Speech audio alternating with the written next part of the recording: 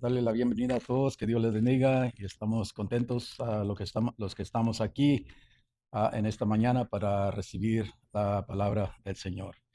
Y quiero invitarlos a que vayan conmigo a un pasaje que se encuentra en el Evangelio de San Marcos, capítulo 9, y vamos a estar leyendo el versículo 33 al 37. Y si usted haya ese pasaje, voy a empezar a leer el versículo 33 y dice, y llegaron a Capernaum y estando ya en la casa, ah, le preguntaba qué discutías por el camino. Pero ellos guardaron silencio porque en el camino habían discutido entre sí quién de ellos era el mayor. Sentándose, llamó a los 12 y les dijo, si alguno desea ser primero, será el último y de todos, y el servidor de todos. Y tomando un niño, lo puso en medio de ellos, y tomándolo en sus brazos, les dijo, el que recibe a un niño como este, en mi nombre, a mí me recibe. Y el que me recibe a mí, no me recibe a mí, sino aquel que me envió. Así que vamos a orar, vamos a darle gracias a Dios que Él está aquí con nosotros y que Él nos va a hablar a nuestros corazones de una manera especial. Oremos. Padre, gracias porque sabemos que tú estás aquí en medio de nosotros. Y Señor, oramos para que tú hables a nuestros corazones a través de compartir el mensaje en esta mañana, que tú sigas bendiciendo a mis hermanos en una manera grande, que ellos sigan amándote más y más cada día, que te busquen, que deseen más de tu palabra, de vivir una vida que trae honra y gloria a tu Hijo, nuestro amado Salvador. Y Señor, gracias porque sabemos que tú nos hablas a través de tu palabra, tu espíritu. Y te pido, Señor, que me ayudes a mí a poder compartir este mensaje con mis hermanos y hermanas y que ellos puedan recibirlo con gozo, con alegría. Y gracias por ungirme y usarme en esta mañana. Te lo agradezco en el nombre de nuestro Señor Jesucristo. Amén y amén. Bueno, ahora vamos a cubrir un tema que se titula ¿Quién es el más grande? Ahora, ¿qué hace que una persona parezca prestigiosa o respetable en la sociedad? Ahora, en la sociedad, la respetabilidad acostumbra asociarse con una combinación de carácter, de conducta y apariencia exterior de que otros admiren o admiran y desean imitar. Va más allá de la riqueza o el nivel social para abarcar cualidades que señalan como competencia y valor. Estas incluyen ciertas características como dignidad, humildad, integridad, resiliencia, amabilidad, empatía, puntualidad y buenos morales, cortesía, un comportamiento tranquilo, consistencia, respeto hacia los demás, vestirse con intención, confianza, carisma y presencia física. Eso es lo que podemos ver de esa persona que ah, tiene esas características que son muy importantes. Ahora, ¿a quién consideras una gran persona y por qué? Bueno, una gran persona demuestra constantemente integridad, amabilidad y un firme compromiso con hacer lo correcto, incluso en tiempos difíciles. No que sea una persona perfecta o puedo decir que es mejor que otros, sino que lo que nos da a entender aquí es que él elige lo que es ser amable, ser honesto, la empatía por encima de la conveniencia o el interés propio. A ver, esas preguntas que hemos hecho hoy, vamos a considerarlas de acuerdo a este pasaje que estudiamos en esta mañana. Y espero que Dios hable a cada uno de nosotros, porque este tema es muy importante de aprenderlo, de analizarlo en nuestra vida. Y es importante porque habla de lo que es algo que nos va a ayudar a vivir una vida más feliz. Y eso es lo que aquí encontramos. Ahora, podemos ver que en el versículo que hemos leído, que es el versículo 33, empieza allí diciendo el versículo, dice que llegaron a Capernaum y estando en la casa les preguntaba qué es lo que discutían en el camino. Ahora, Jesús escuchó voces enojadas, posiblemente alteradas. Usted sabe cómo es la conversación cuando hay una discusión, que se alza la voz, hay diferentes gestos que realmente no queremos ver en cómo respondemos a otros. Pero aquí podemos ver que él se dio cuenta de que de lo que estaba ocurriendo, porque aun cuando la palabra de Dios nos dice que él sabe todo lo que hay en el corazón del hombre, él ah, va a preguntar, porque mientras viajaban, él percibió una discusión muy, se dice, acolerada entre ellos. Ahora, aparentemente estaban dominados por lo que es el celo, la envidia y la ambición y la rivalidad. Eso es lo que estaba ocurriendo en ese momento que el Señor Jesucristo estuvo observando. Ahora ellos pensaban que Él no estaba cerca para escuchar lo que ellos estaban discutiendo, pero cuando hace la pregunta es porque Él escuchó el carácter de cómo ellos estaban comportando los unos con los otros. Y Jesús preguntó, ¿de qué hablan en el camino o qué discutieron en el camino? Ahora podemos ver que los discípulos estaban discutiendo quién era el mayor. Ahora, este incidente sucedió porque si usted lee la lectura anteriormente, hubo la experiencia en el monte de transfiguración, donde Pedro, Juan y Santiago ah, ah, fueron a la presencia donde la gloria de Dios se manifestó y encontramos que posiblemente eso causó que los discípulos tuvieran este sentir, porque había 9 bajo la montaña que estaban queriendo expulsar a un demonio de un joven, pero no pudieron hacerlo. Entonces ahí es donde posiblemente se vino este sentir de ser, bueno, estos son privilegiados porque tuvieron con el Señor Jesucristo, nosotros estuvimos acá. Quién sabe, ¿verdad? Pero eso es lo que podemos encontrar. Pero cuando el Señor Jesucristo les preguntó, ellos se sintieron avergonzados ah, y no pudieron admitirlo, no pudieron decir una razón. Él les instó a revelar su ambición oculta para poder convertirla en la humildad y servicio. Ahora note que Pablo, él enseña mucho sobre este tema y nos habla en un versículo que viene de Romanos capítulo 12, versículo 19, y allí le dice a los romanos, en Romanos 12, 16, perdón, dice, tener el mismo sentir unos con otros, no seas altivos en vuestro pensar, sino condescendiendo con los humildes, no seas sabios en vuestra propia opinión.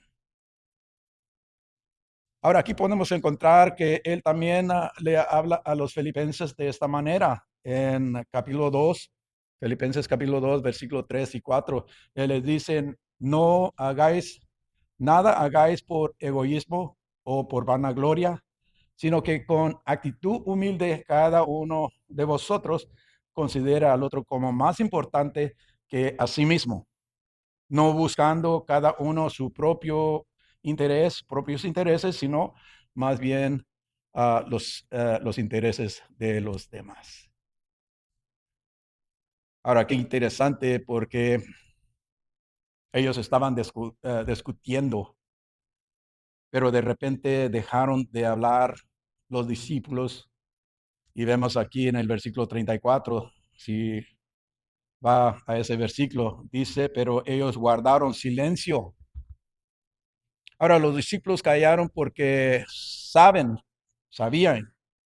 que su discusión contradecía todo lo que Jesús les había enseñado sobre la humildad y la entrega.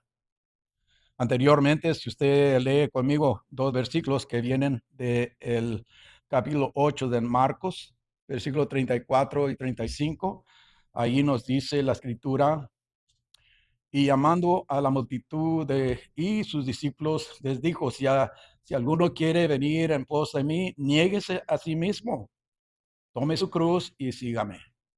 Porque el que quiere salvar su vida, la perderá, pero el que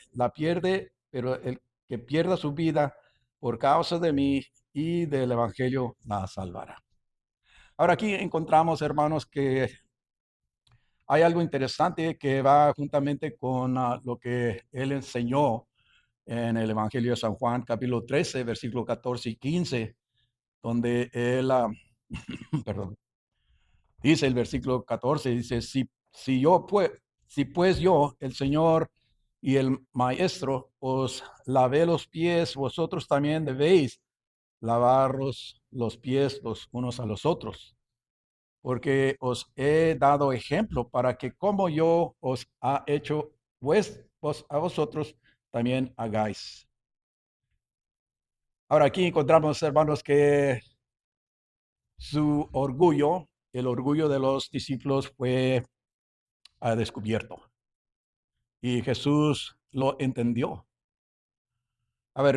Avergonzados sin defensa, quedaron sin palabras, mostrando que Jesús fomenta la humildad. Ahora, él no responde con ira, sino que hace una pregunta que va a revelar lo que está realmente en el corazón de ellos. Ese es el enfoque. Ahora, ¿cómo llamó Jesús la atención de sus discípulos? Si usted va de nuevo al versículo 33, note cómo se inició. Dice, y llegaron a Capernaum y estando ya en la casa, les preguntaba qué discutías por el camino. Ahora, aquí podemos ver algo interesante, hermanos, porque él esperó hasta que estuvieran ellos en la casa, ¿verdad? Jesús esperó el momento y el lugar adecuado. Yo no sé si usted se recuerda de esa frase de su mamá que dice, espérate cuando tu papá venga a la casa. Si usted ha hecho algo incorrecto o ha desobedecido, ah, la madre todo el tiempo dice, ¿sabes qué? Ahorita no vamos a hablar de eso, pero espérate que tu padre llegue del trabajo a la casa. Y yo pienso que eso es principalmente lo que vemos aquí con el Señor Jesucristo, porque podemos ver que Él esperó el momento adecuado y un ambiente más calmado, un corazón que va a estar más abierto para hablar. Se sabe que si Él hubiera hablado ah, fuera de la casa, porque mucha gente le seguía, mucha gente estaba presente, las multitudes todo el tiempo le seguían a Él. Él no lo hizo así, ¿verdad? Ahora, eso nos enseña que cuando vamos a corregir, nosotros también tenemos que buscar el lugar apropiado, ¿verdad? Si usted tiene la tendencia de gritarle a su hijo o hija o cualquier otra persona, yo pienso que el lugar más apropiado es en silencio o privado, porque algunas veces van a escuchar otros que eso va hacer como un obstáculo o un estorbo, va a afectar a otras personas. Y eso es lo que sucede cuando un esposo o una esposa están alegando y los niños están presentes. Muchos cuentan que eso fue algo que les afectó en sus vidas. Así que podemos encontrar aquí que el Señor Jesucristo habla en el momento adecuado y esperó hasta que estuvieran en la casa. El lugar más, se puede decir, más seguro para corregir, porque fuera había muchas distracciones, orgullo y puede haber que la tendencia o la tentación de defenderse en público. Los discípulos pudieran tratar de defenderse, pero no fue así, ¿verdad? Así que él esperó hasta que fuera el momento de poder hablar con ellos. Él lo hizo en privado, silencio, intimidad y espacio para que la vergüenza que ellos tenían o llevaban los llevara al arrepentimiento, porque eso es lo principal, ¿verdad? Un ambiente donde la corrección restaura, no humilla. Se puede ver que Jesús busca transformar, no avergonzar. Algunas veces cuando usted quiere corregir a un hijo o una hija, ah, si lo hace, ah, no lo hace bien, lo va a avergonzar, lo va a sentir mal si está ante amigos o familiares. Busque el lugar donde usted puede hablar con amor, con ternura y hacerle saber lo que él o ella necesita corregir. Y esto es lo que el Señor Jesucristo estaba haciendo. Él estaba hablando con, con amor. Entendió que en el corazón del hombre todo el tiempo hay lo que es el orgullo, hay la jactancia, hay cosas que realmente no son del Señor. Así que podemos ver que aquí es lo que nos dice. Pero aquí vemos la pregunta de vuelta que dice, porque esto rompió su silencio. Estaban no dijeron nada, estaban silenciosos, pero con esa pregunta él examinó sus corazones sin humillarlos. La palabra de Dios dice que él se sentó, dice el versículo 35, note lo que dice el versículo 35, dice sentándose. Podemos encontrar aquí que eso es como él va a atraer la atención cuando el corazón se inclina a lo que es el orgullo. Dice el Señor, hace que ellos que se pongan alrededor de él y él se sentó y encontramos que eso es lo que aquí él atrae la atención de ellos. El Señor bueno, podemos ver aquí que él quiere que ellos reciban la enseñanza que él iba a dar en ese momento, porque cuando un rabino se sentaba era porque iba a enseñar algo importante, algo que realmente les iba a ayudar y comprender de lo que está en el corazón y quiere ayudarlos. Así que el Señor hace lo mismo de la misma manera con nosotros, como lo hizo con sus discípulos. Dios nos lleva a un lugar de quietud, ¿sí o no? Él nos lleva a ese lugar donde Él nos habla de algo que no está bien en nuestro corazón. Ah, no, no nos aparta de la competencia o del ruido y crea un ambiente donde Él habla la verdad a nuestros corazones, pero en ese momento va a haber la sensibilidad de poder escucharlo, de poder recibir de Él lo que Él quiere hablar en nuestros corazones, que nos va ayudar. Así que Él hace la pregunta para revelar lo que está en el corazón. Cuando nuestros corazones se elevan, tenemos por seguro que Él nos va a hablar. Si estamos leyendo la palabra, claramente Él nos va a indicar los, las ciertas características que no provienen del Espíritu, ¿verdad? Pero Jesús plantea preguntas que descubren lo que el orgullo intenta esconder. Cuando el orgullo crece, Jesús nos invita con preguntas como, ¿por qué necesitas ser visto? ¿Por qué te molesto no ser reconocido? ¿Por qué te comparas? ¿Qué estás buscando en realidad? Las preguntas de Jesús no juzgan, despiertan lo que es la reflexión. Todas estas preguntas es para que podemos analizar lo que realmente es el motivo de nuestro corazón. Y aquí podemos encontrar que eso es algo que el Señor está haciendo. Él está dando una enseñanza a sus discípulos, pero también a nosotros. Ahora, ¿cómo explicó Jesús qué significa ser grande? Porque ellos ah, querían tener un puesto grande en el reino de Dios. Pero cuando Jesús se sentó y ellos estaban escuchando, porque Él les estaba hablando de algo importante, Él capta nuestra atención con una autoridad tranquila, firme, pero sin dureza, clara y sin agresión.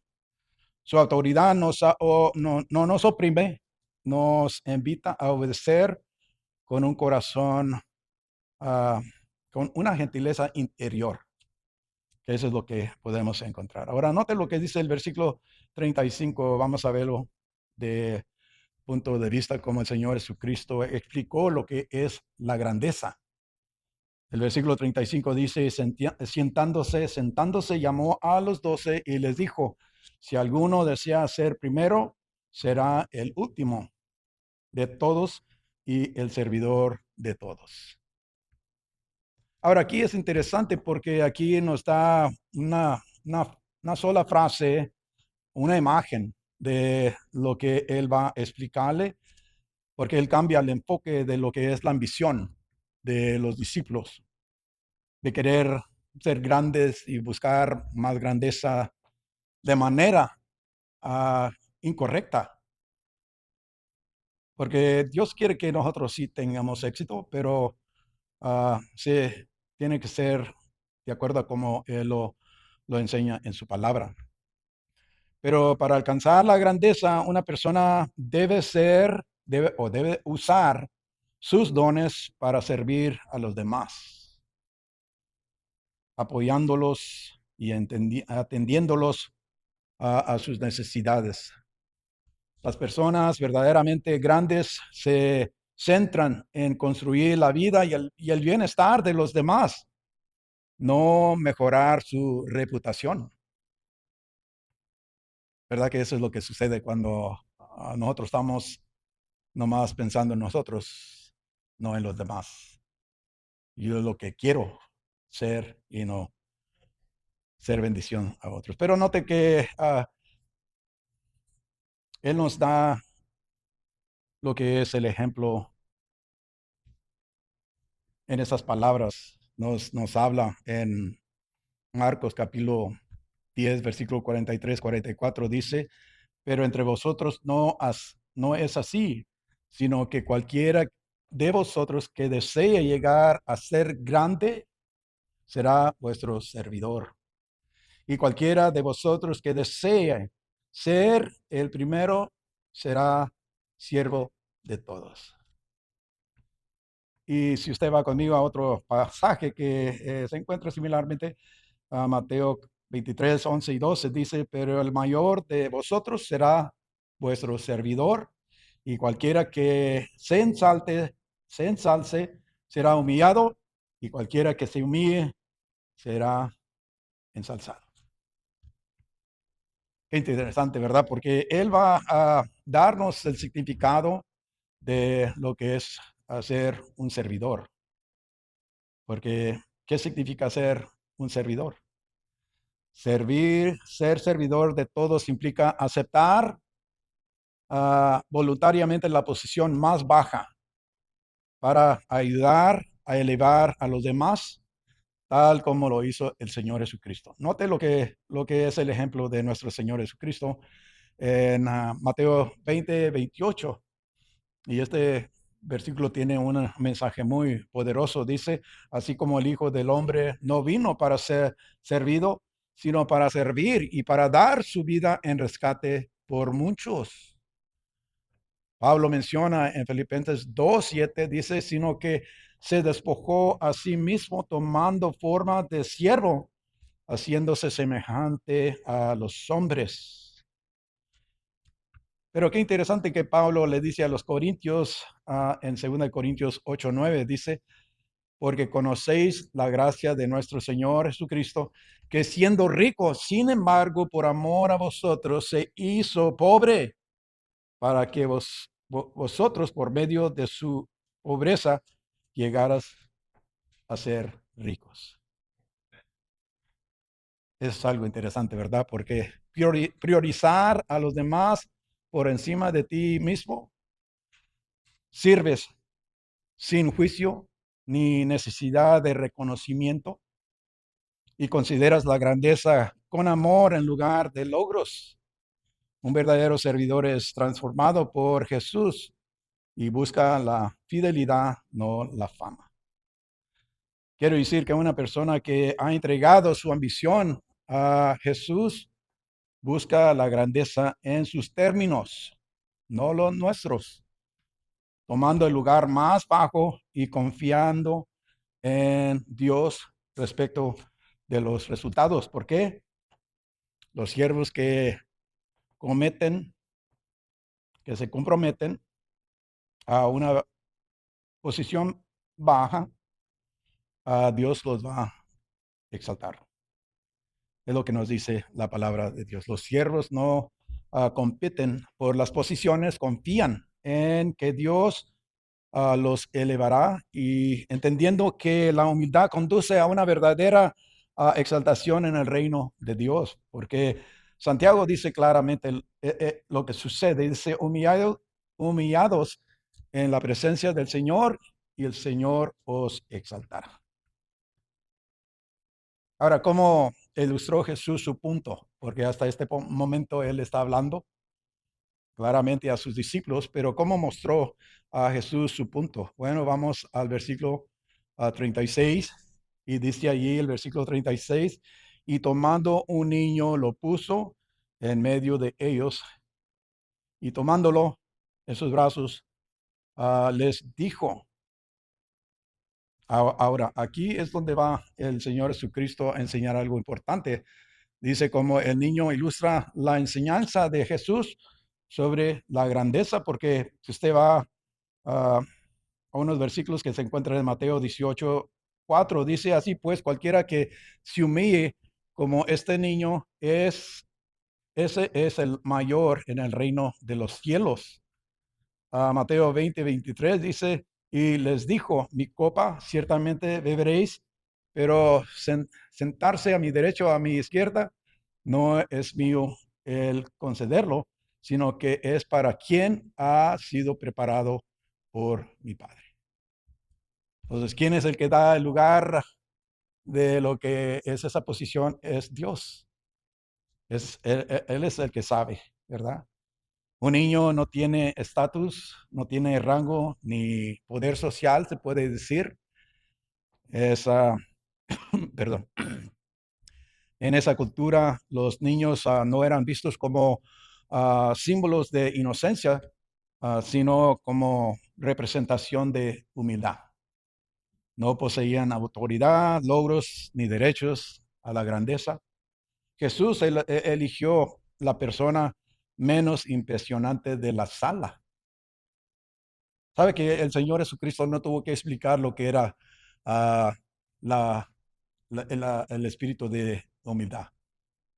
Él dice, ¿ustedes quieren saber lo que es ser una persona humilde? Vean a este niño, ¿verdad? sin explicarles, simplemente les dio esa, esa. Porque se recuerdan que en una ocasión cuando en Juan capítulo, se me hace que es capítulo 2, no, capítulo 10, 13, donde estaban trayendo niños al Señor Jesucristo para que los bendiciera y como los discípulos estaban impidiéndoles. Y el Señor Jesucristo les dice que no lo hicieran porque dice, de ellos es el reino de los cielos. Así que aquí podemos encontrar, hermanos, que Él va a hablarles de una manera muy al frente, porque un niño completamente dependiente y fácilmente pasado por alto, en lugar de dar una lección sobre la humildad, Jesús lo demuestra colocando a un niño en el centro y diciendo, eso es lo que es ser grande. Y es algo interesante porque cuando regresamos a Mateo capítulo 18, versículo 3, dice, y dijo, en verdad os digo que si uno no se convirtiere y se hace como un niño, no entrará en el reino de los cielos. Ahora, ¿qué es lo que el Señor Jesucristo realmente estaba indicando allí? Porque no está hablando de que los ah, discípulos fueran regenerados, sino lo que Él estaba hablando es de que ellos debían de aceptar un cambio de actitud, esencialmente animándolos a alejarse de las ambiciones competitivas y cultivar una actitud confiada y de infantil. Es lo que aquí podemos encontrar en esta parte de la escritura. Ahora, ¿qué dijo Jesús acerca de los niños? Podemos regresar una vez más al versículo 37, donde dice, el que recibe a un niño como este en mi nombre, a mí me recibe. Y el que me recibe a mí, no me recibe a mí, sino aquel que me envió. Aquí encontramos que los niños representan miembros de la sociedad que a menudo pasan por alto, despercibidos, se puede decir. Así que elegir a los humildes como es elegir a Jesús y al Padre. La verdadera grandeza depende de cómo tratamos a quien no pueden devolvernos el favor. Los niños no aumentan el estatus, el poder ni la importancia. Por eso Jesús lo usa para poner a prueba la verdadera grandeza. Así que, ¿cómo es posible dar la bienvenida a Dios? Quiero terminar leyendo varios versículos. Unos vienen de Marcos capítulo 10, versículo 40 al 42. Y note lo que dice allí el versículo. Dice el versículo 40, 42, dice, el que os recibe a vosotros, a mí me recibe. Y el que me recibe a mí, recibe al que me envió. El que recibe a un profeta como profeta, recibirá recompensa de profeta. El que recibe a un justo como justo, recibirá recompensa de justo. Y cualquiera que como discípulo da de beber, aunque solo sea un vaso de agua fría, o a uno de estos pequeños, en verdad os digo que no perderá su recompensa. Pero note que también él va a Mateo capítulo 25, 34 al 40, dice, entonces el rey dirá a los de su derecha, venid, benditos de mi Padre, heredar el reino preparado para vosotros desde la fundación del mundo, porque tuve hambre y me diste de comer, tuve sed y me diste de beber, fui forastero y me recibiste, estaba desnudo y me vististe, enfermo y me vestiste, en la cárcel y me visitaste. Entonces los justos le respondieron diciendo, Señor, cuando te vimos hambriento y te dimos de comer, o sediento y te dimos de beber? Dice, y cuando te tuvimos como forastero y te recibimos o desnudo o te vestimos? Y cuando te vimos enfermo o en la cárcel y vimos a ti. Respondió el rey, les dirá, en verdad os digo que en cuanto lo hiciste a uno de estos hermanos míos, aún a los más pequeños, a mí lo hiciste. Cuando honramos a Dios, aceptamos a quienes Él ha distinguido, con humildad, invitando a Jesús a nuestras vidas y abriéndonos a su presencia. Recibimos con cariño a los pequeños, a los débiles, a los olvidados y a quienes no pueden devolver el favor. Esa es la enseñanza de hoy, hermanos. Es una enseñanza muy importante que debemos de aplicar en nuestra vida propia. Que el Señor nos ayude para poder aplicar lo que el Señor Jesucristo nos enseña esta mañana. Amén. Amén. Amén. Muy bien, vamos a terminar con una palabra de oración. Padre, te damos gracias por el momento que hemos estado aquí en tu presencia. Ahora, Señor, bendice a mis hermanos cuando regresen a sus hogares durante la semana y, Señor, que ellos sigan en comunión contigo. Gracias, Señor, por todas tus bendiciones sobre ellos, Señor. Te lo pido todo en nombre de Jesucristo. Amén y amén.